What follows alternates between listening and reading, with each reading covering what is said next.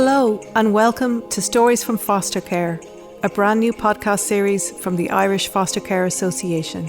My name is Niamh Barrett, and over the course of this series I will be meeting people from all walks of life who have different experiences of foster care in Ireland. Our guest today on the podcast is Catherine McGuinness, who is the patron of the Irish Foster Care Association, a retired Supreme Court judge and advocate for the rights of children in Ireland for many decades. I have a huge admiration for foster parents it's a big enough decision to have children of your own. It seems to me to be an even bigger decision to take on other people's children and to care for them so lovingly and so well. When you think of how children suffered in the past in institutions and in being kind of not very well cared for at all, the work that the foster parents do is so important and so big a part of our society. When we caught up, we talked about Catherine's early life in Belfast, her involvement in the evolution of children's rights in Ireland, the challenges facing foster carers today, and loads more besides. We had a really engaging conversation. That's all coming up on Stories from Foster Care.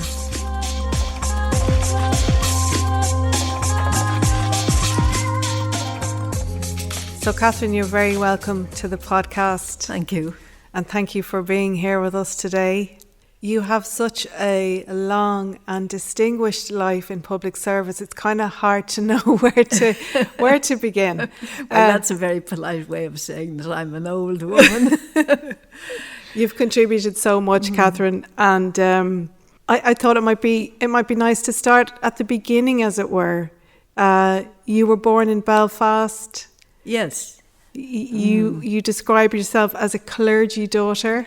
Yes. Well, my father, although I was born in Belfast, my father in fact came from West Clare and my mother from Tullamore. So I'm kind of quite mixed race, as it were. So that I had the experiences, as it were, of people coming from the south of Ireland and people living and yet living in the middle of the north, as it were, in a very Protestant area outside Belfast. Yeah. And being a clergy daughter, Catherine, what did that come with for you? What kind of an influence was that on your early life? Well, your childhood as a clergyman's child would be much the same as anybody else's childhood in many ways, but you did see the sacrifices perhaps that your parents made in those days. You have to remember this was 80 years ago, more than 80 years ago, that the role of a clergyman's wife, for instance, was very much to help run the parish and to run organisations in the parish and be really part of the whole way of being a clerical family, as it were. So that in fact the church gained a huge amount from these women who provided so much really for free, as it were, just because they happened to marry a clergyman. But I wouldn't have thought that my mother ever saw this as a sacrifice in inverted commas. This was the way she was. She was a clergyman's daughter herself. She didn't really. She came of a long family of clergy in the Midlands, and it wouldn't have come as a surprise, shall we say, that was the role that she had. And as children, we would have accepted. I had two brothers younger than me, and we would all have accepted that that's the way it was. As one does with your parents. That's the way life is, as it were. But undoubtedly, they did. When I think of it, they did lead a life which, needed a good deal of sacrifice, but they believed in what they were doing, and I think they served a very useful role and did a very good job. So you were growing up watching this, and did it plant a seed in you for... Well, yes, in the sense that certainly that it would give you the idea of that you had to give something back, as it were, that you were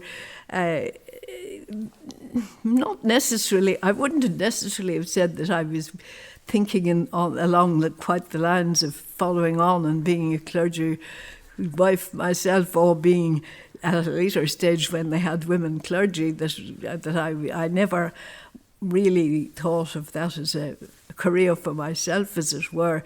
So I probably wasn't half as self-sacrificing as my parents would have been. That's clear. But still in all, I was very interested in... my father, for instance, had a great interest in the Spanish Civil War, and would have known actually a clerical student from Trinity who went out and fought on the Republican side in the Spanish Civil War, and in fact was killed there.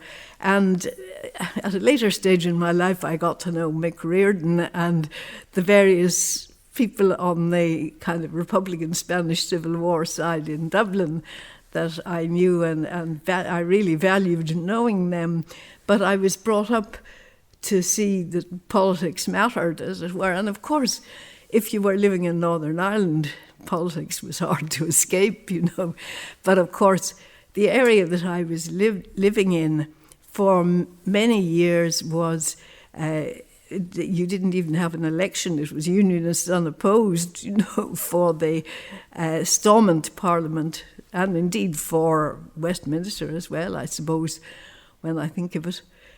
You have worked so much for the rights of children, and I'm wondering if there was something in your early life growing up that you saw around you that sort of kind of pulled you in that direction later on. Well, I would have seen during the Second World War, which was when I was a child, and of course living through all the wartime, we had a series of different armies stationed around where I lived. First of all, there was the British Army, of course, largely turned out to be soldiers from Scotland and other areas of Britain, not necessarily sort of central London or anything like that. And then there was also people who had become refugees from Europe, Belgians, Polish, so all who were separate armies, as it were. And then, of course, the Americans came, and the Americans were so much better looked after than any of the other soldiers. They had much better food, they had much better clothes, they were, it was really an extraordinary kind of, but oddly enough, they were much less popular than the one fellows. I think probably because the ordinary British soldiers lived the same sort of working class life that the people we were living among were generally working in factories or various things like that.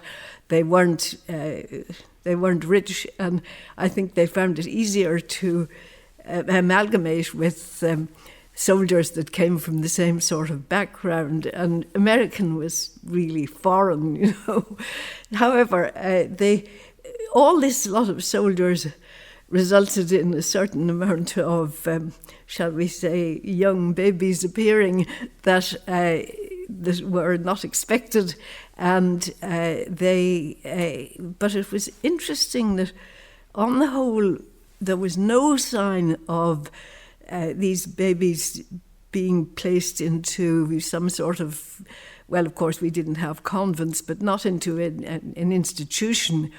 It was, generally speaking, the situation is that Granny would take them in, as it were, that they became part of the family. And indeed, I can remember myself quite a number of individual families where the fathers of these children came back and settled in Northern Ireland and lived, married the girl that was the mother of the baby, who originally, of course, there was a feeling of these are illegitimate children and so on, but there wasn't a feeling of we've got to throw them by the side of the road or put them in an institution. So that was, and of course, when you were the daughter of the rectory, you knew that all these things were going on. Nobody sheltered you from life as a whole. It wasn't like you were kind of the nice little girl, the nice little middle-class girl. My father absolutely insisted that I went to school in the ordinary public elementary school that everybody else's kids went to. No way were you going to some paid-for school, So, it's bred into me in a way, But that was really the sort of background, I think, that made me interested in children. And I got to know these children because I was at school with them, before I actually became a barrister, I was a member of the adoption board for quite a number of years, where the system was that they had, on the adoption board, there were always two people from the Protestant denominations, and I was the one from the Church of Ireland, as it were.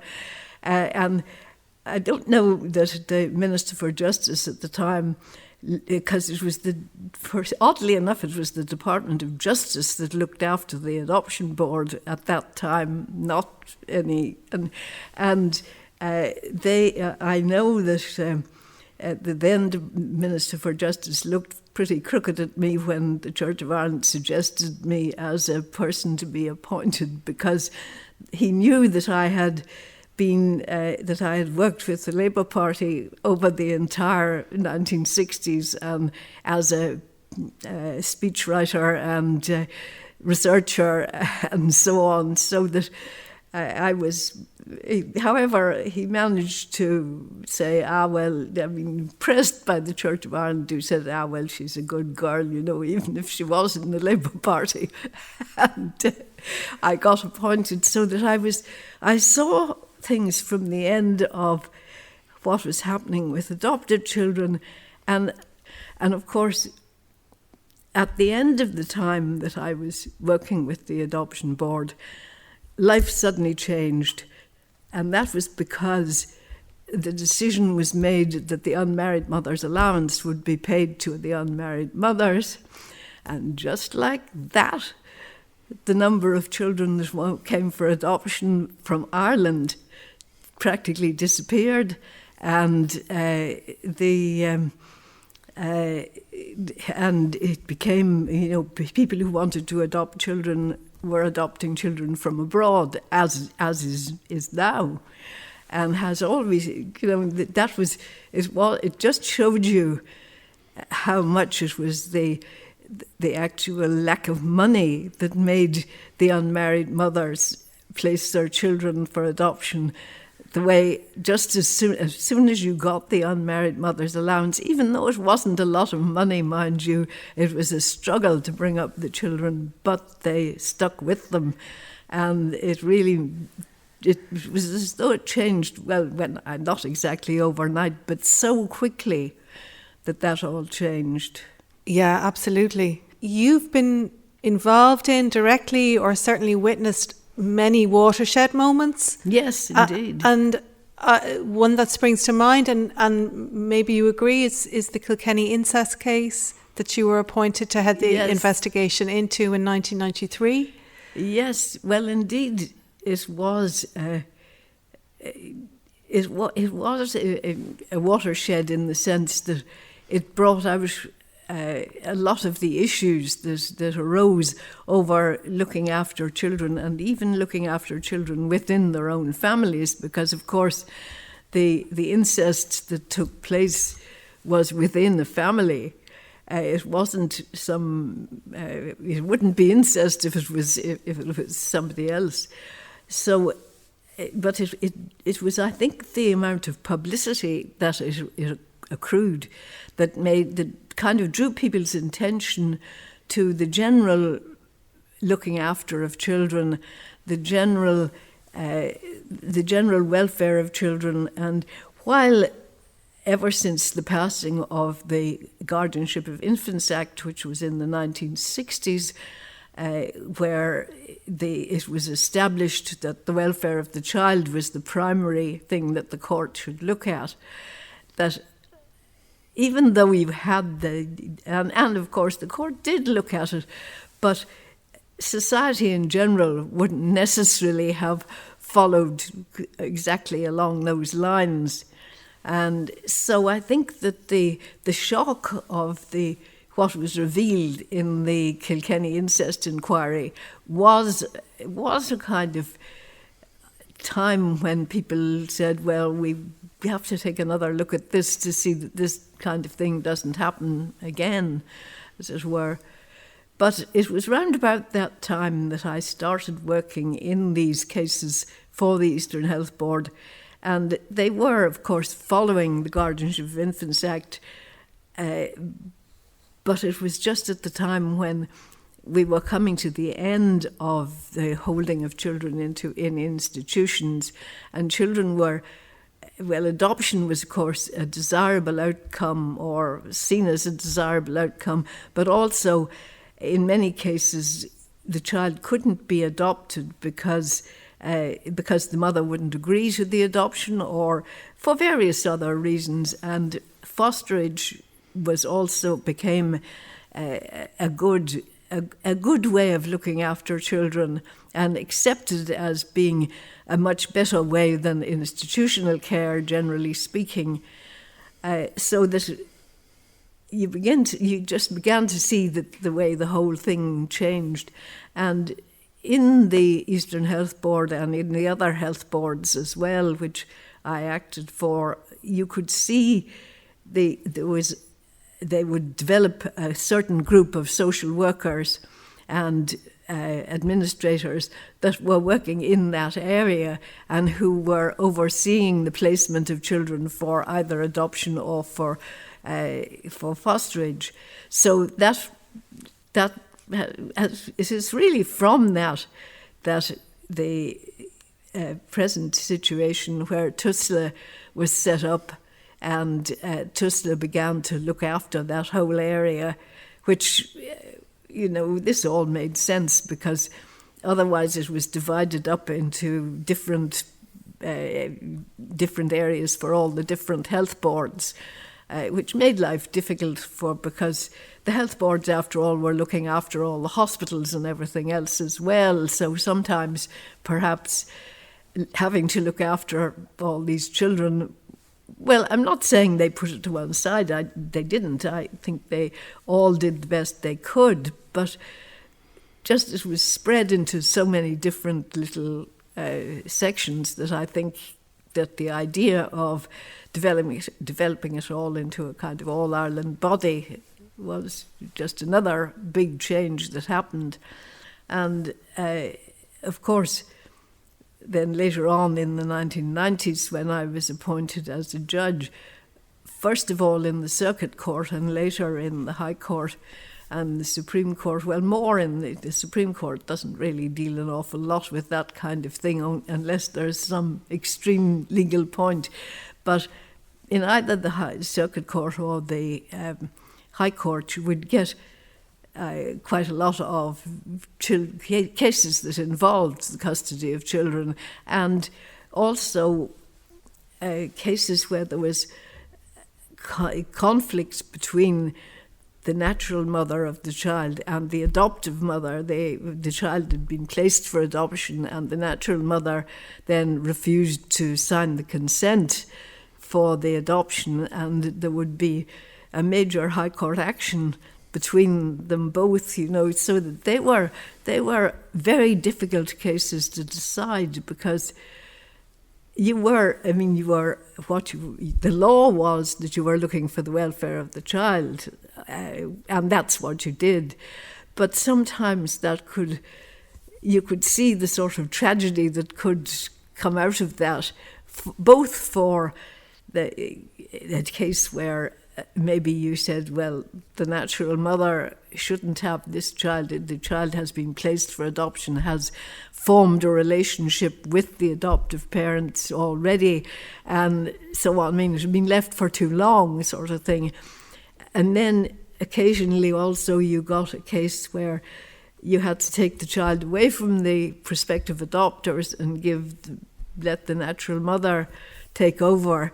And of course, it was tragedy for the prospective adopters as well. So that all of these cases have have difficulty in them, but at the same time, they're all about the welfare of children, really. And so eventually, when I retired, I was asked to be patron of the Foster Care Association, and I was obviously sort of followed all these kind of cases for so long that I was really interested in it, and I have had I think I've taken a reasonable part in trying to help it along, and in particular coming to all their annual conferences.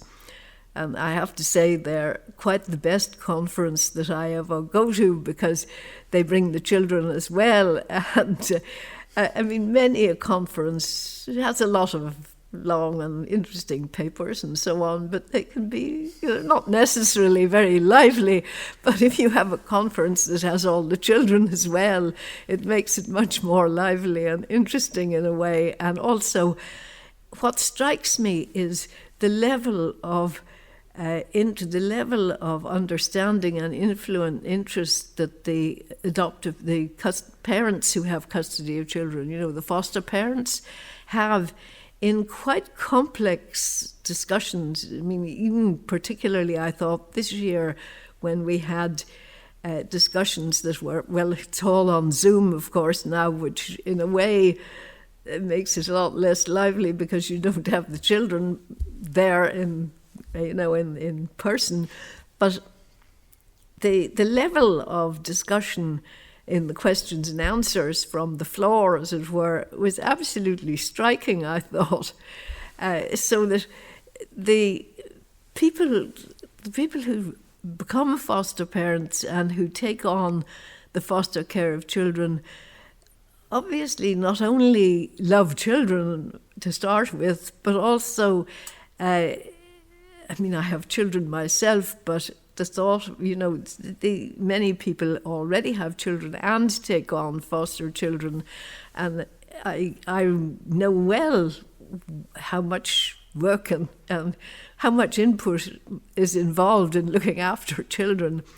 So that I have a huge admiration for their dedication in doing this, but they're doing it from love as well. They're not really, it's not kind of saying dedication makes you feel it's kind of rather cold in a way, but they really love their foster kids. It's hugely impressive when you see them together at the conferences and things.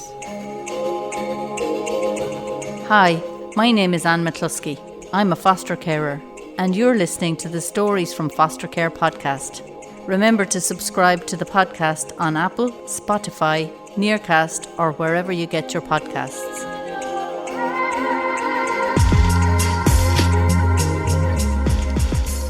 Catherine, when you think back over the many investigations and recommendations and then what does get translated into legislation and practice, what do foster carers need in terms of those kind of frameworks that aren't there at the moment, would you say? Over the years, even well before TUSLA and even now, I would say that there's always rather less in the way of social work support and so on than ideally there should be. I think it's also very important that they should have continuity of support. that the foster parents should have a continuity of support over the time that they are minding the children, even whether they're sort of virtually permanent foster care or whether they're just foster care for a certain number of years, that to have a social work support that is continuing, hopefully with much the same people and much the same level all along, would be important, and sometimes through nobody's fault, very often that support isn't perhaps as good as it might be. Do you have any thoughts on the reasons for that, or what's general reasons about there never being enough money to go around, but also I suppose reasons that the kind of social work that I'm not speaking really from current knowledge.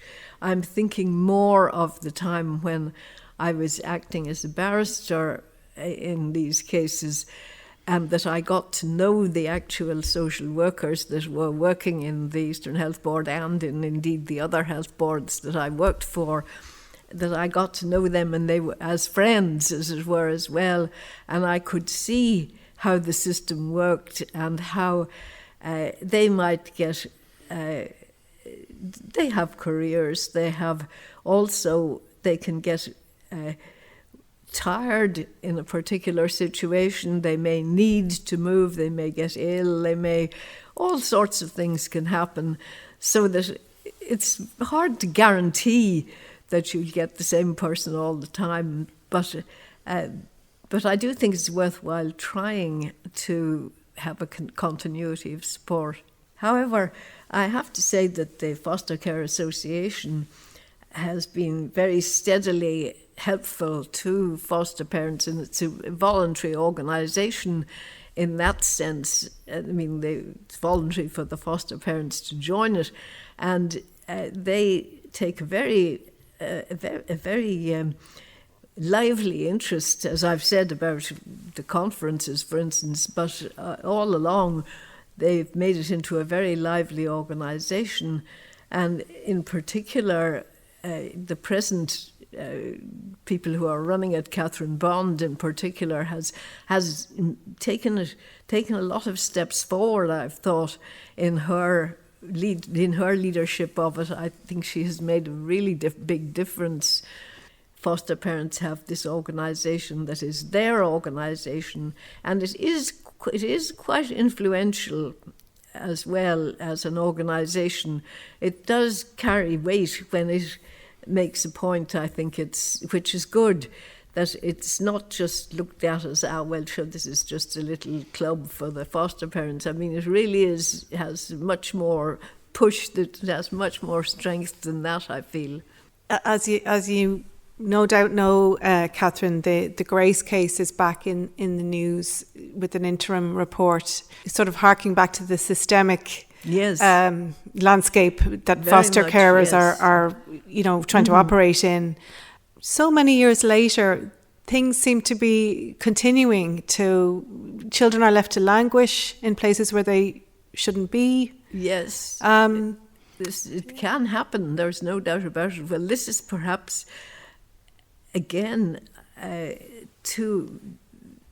because all the time organisations like TUSLA, for instance, I mean, the TUSLA is obviously supported by the Exchequer, but you get the feeling that they never really get quite enough support, and there's gaps here and there, and the people, unfortunately, it's the children who fall through the gaps, as it were, and indeed the natural parents who, perhaps, I mean, we think that children are removed from, in a sense, from their parents for various reasons, or the parents decide themselves that they want somebody else to look after the children for a time. You do need quite a lot of backup for all that to work properly, I think, and it does seem that there's always somebody there's always some failures here and there. Perhaps we just don't try hard enough all the time to look after our children in this country, though you see the same kind of thing happening in other countries too. In fact, you see a lot of complaints in Britain about the care of children as well. So when you look at what's happening now about the report about the mother and baby homes, what of course they're looking back at a sense, what were the worst aspects of the institutional system. And while we look back and think it's dreadful perhaps that that's the way we looked after children, that fell through the gaps, as it were, that it was society that made them fall through the gaps as well. It wasn't just that the nuns went around like a kind of, catch children thing, that's not really what happened. But they, when you look back at it, you can see that, well, at least we tried to change that, and at least we moved on, and at least whatever faults our system has now, it's better than that. And we don't want to go back to that ever. And it is sad to see adults, and now even people who are quite old by now, who are looking back at the fact that they were removed from their, it was not only that they were removed from their family, but that their family, their birth family, like the natural mother's family, either felt they couldn't cope, felt they couldn't cope with a situation which all their local friends and relations disapproved of, and it's not that simple. There were all sorts of different things that came together to make this happen, to end with the fact that these babies were born and in institutions and placed out from institutions, and the people who were trying to place them for adoption or fosterage were really trying to do the best they could. It wasn't that they, certainly having been on the adoption board myself, there was no way that the people on the adoption board were even particularly critical of the fact that these children were there. I mean, we weren't sitting there saying these are the children that nobody wants, we're going to, it wasn't like that at all. They were people who understood what life was like, So we have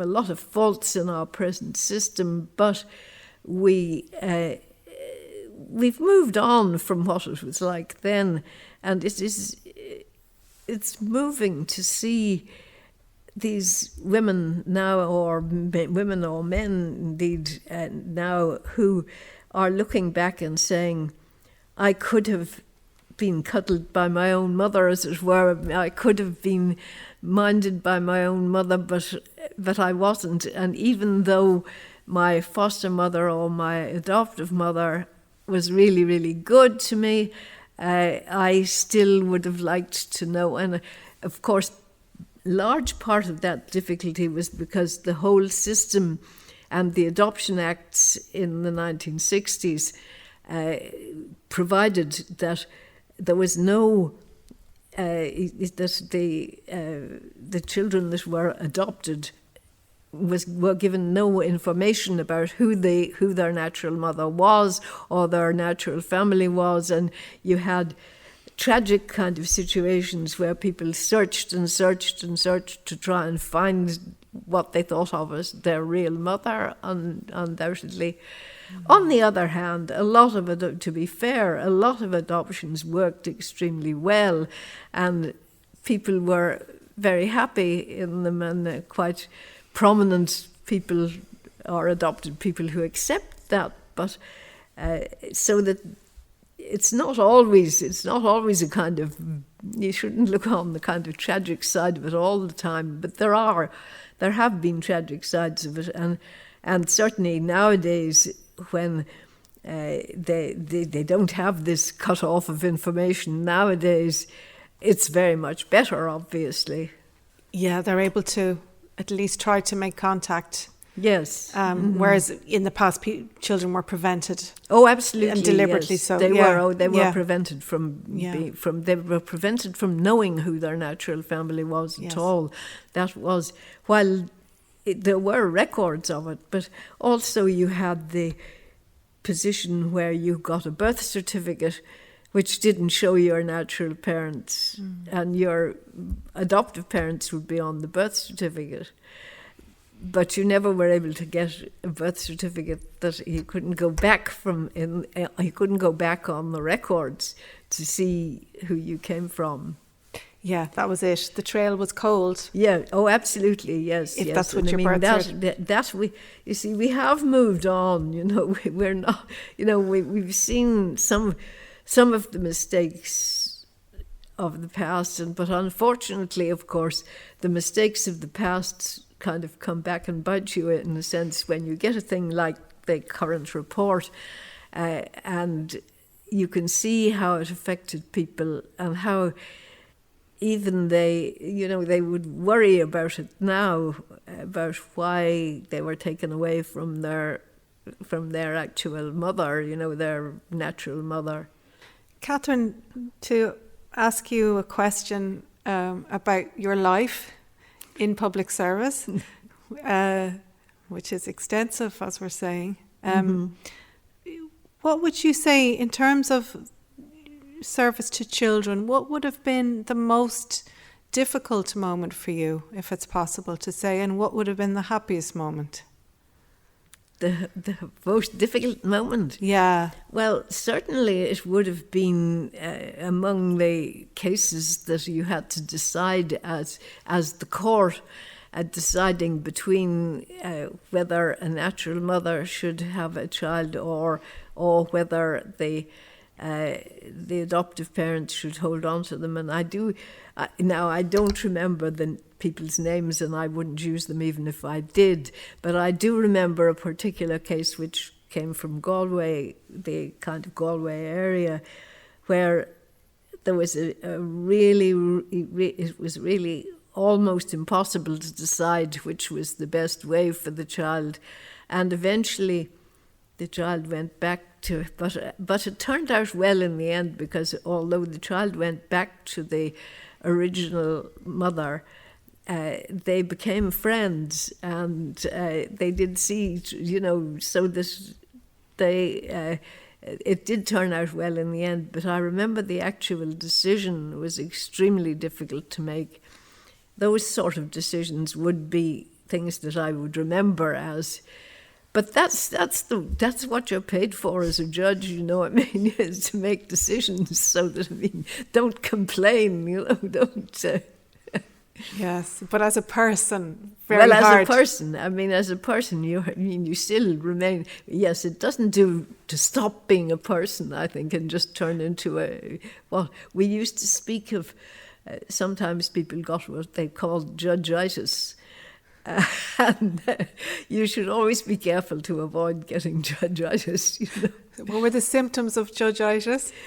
Well, more or less just feeling you're kind of separate from ordinary people, and it's bad. It's kind of because you're working in the forecourts, and you walk around the forecourts, and as you walk through the passage, everyone stands by and bows. And, what does that do for you? And you get to the stage where you would be very cross if they didn't, So that I think that it does, you need to keep a sense of normal sense, keeping a bit of common sense. But I think on the whole, to be fair to our judiciary, we are pretty good like that. We haven't. think you could find judges in other parts of the world that are a good deal more cut off from their ordinary people than you would find in Ireland. As you talk about that, I am reminded of your father sending you to the local school and Yes. feet on the ground. Yes, oh, absolutely. Oh, feet on the ground is very important, yeah. And the happiest moment, or is there one? Maybe there's more than one. Well, there's been lots of happy moments in my life, and really, I suppose, of course, in a way, your happiest moments are in your own family. I mean, we had a great birthday party for me, and I had my daughter and my son, their spouses, and my grandchildren all there, and those kind of moments are the more real happiness in a sense than perhaps. But there's lots.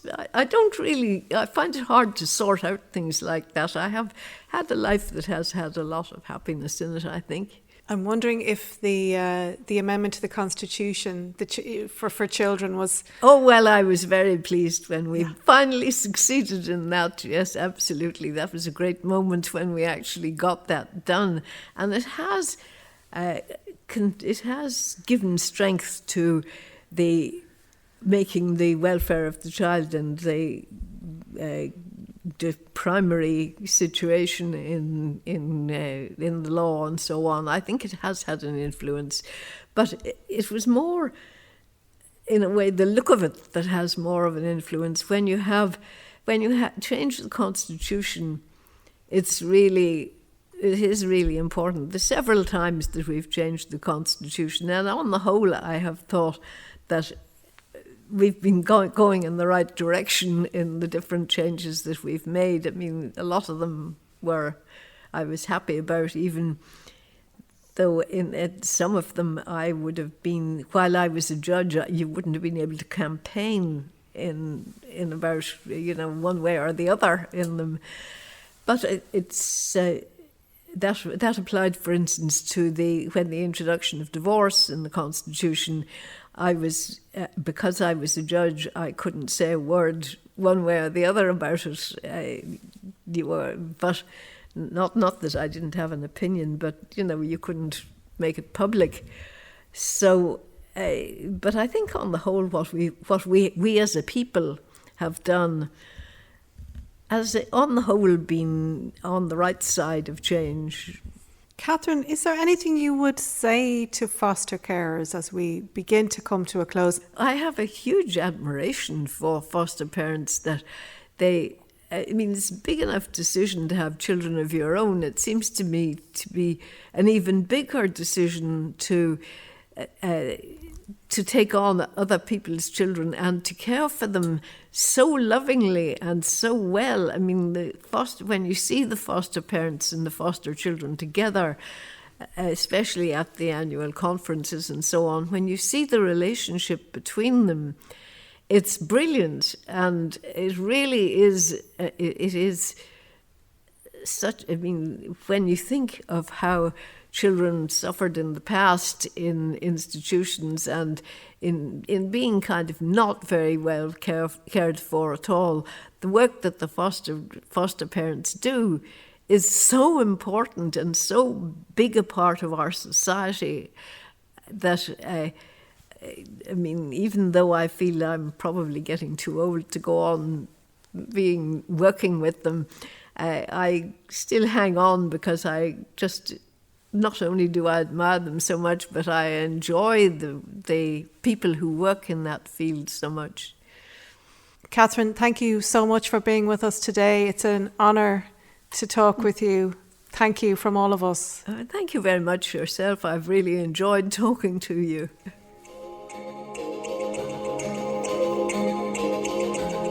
It was great to catch up with Catherine McGuinness, a person who's such an inspiration to so many of us. Thanks for listening, and we look forward to you joining us again on the Stories from Foster Care podcast. Remember to subscribe to Stories from Foster Care on Nearcast, Spotify, Apple, or wherever you get your podcasts.